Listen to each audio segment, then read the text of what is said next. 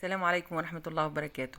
هنعمل النهاردة مع بعض السمنة البلدي بتكلفة بسيطة، يعني بأقل التكاليف هتعملي سمنة بلدي وهتستعمليها طول الشهر. سمنة صحية، مش طبعا السمنة النباتي اللي بنشتريها طبعا. اللي في ناس بتشتريها، انا ما بشتريهاش لانها ضاره جدا. هي عباره عن زيوت مهدرجه طبعا، والحاجات دي بتعمل انسداد في الشرايين، بتعمل كوليسترول. لا، احنا هنعمل سمنه طبيعيه، حاجات طبيعيه، مش يعني ما فيهاش زيت خالص، مش هحط فيها زيت خالص. يعني وبأقل التكاليف هتطلع معنا الكميه دي. وشايفين شكلها مرمل ازاي، شكلها يعني وريحتها كمان. هنحط حاجات عشان تدينا ريحة فعلا، لانها احنا هنحط فيها كمان حاجات اللي هي السمنة البلدي، بس بتكلفة بسيطة، غير ما احنا بنشتري الكيلو دلوقتي عدت 300 جنيه يمكن. لا، احنا هنعملها تكلفة ما تجيش ان شاء الله ربع تمنها. بس قبل ما نبدأ نذكر الله، ألا بذكر الله تطمئن القلوب. اللهم صل وسلم وبارك على سيدنا محمد وعلى آله وصحبه أجمعين.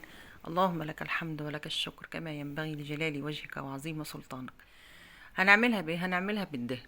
هنروح نشتري كده من الجزار كيلو دهن او نص كيلو زي ما انت حابه. طبعا في كيلو ب80، في كيلو اعلى شويه على حسب الدهن هو واخدهولك من انا حته، يعني في الذبح اللي هو عنده. ففي حتت بتبقى اغلى، احنا ده تقريبا ب80 جنيه.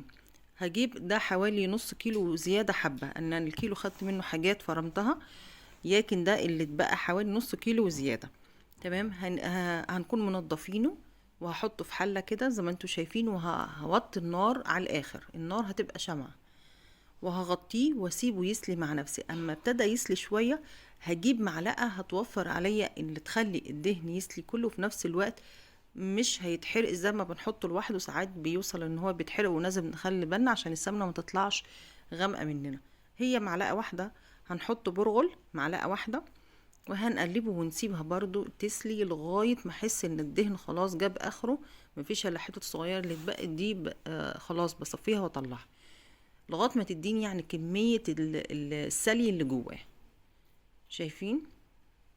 طبعا. ويفضل بقى لو عندك فص حبهان، ورقه لورو، فصين، حبتين فلفل اسود، تحطيهم معاه بيقضي على الريحه بتاعه الدهن تماما.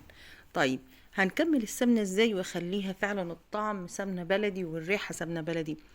هكون محوشه مثلا عندي، لو انا مثلا كام كيلو لبن كده، حوشت منهم القشطه بتاعتهم. دي القشطة بتاعت يعني كام كيلو لبن كده، مش كتير، وعليهم نص كوباية لبن. يعني حوالي يمكن 4 5 كيلو لبن القشطة بتاعتهم. حوشتها على مدار الشهر. طبعا انت بتحوشي القشطة، مش هتجيبي طبعا مرة واحدة اللبن ده وهتشيلي القشطة بتاعه. انت بتكوني حطاها في الفريزر، يعني كل ما تغلي كيلو لبن تحطيه في التلاجة وتطلعيه. قبل ما تستعمليه خدي منه القشطة وشيليها عينيها في الفريزر. كل كده هتلاقي عملت كمية على مدار الشهر. هناخد الوش اللبن ده، يعني حوالي ده نص طبق وش لبن، او القشطة بتاعت اللبن يعني. تمام. وعليهم نص كوباية لبن. ما كانش عندي لبن كده، حطيت نص كوباية لبن. كوباية اللبن وشوية القشطة ده هتنقل لي الدهن لحتة تاني للسمنة البلدي بقى. تديك السمنة البلدي الطعم والترميلة بتاعت السمنة البلدي، ما تمسكيها بين صوابع كده تحس مرملة.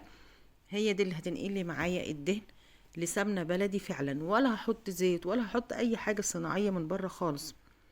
تمام.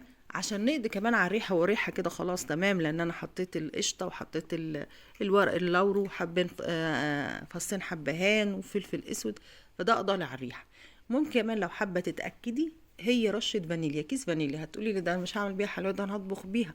عادي، مش هتديك ريحة الفانيليا، بس هتقضي على اي ريحة دهن انت مش حباها.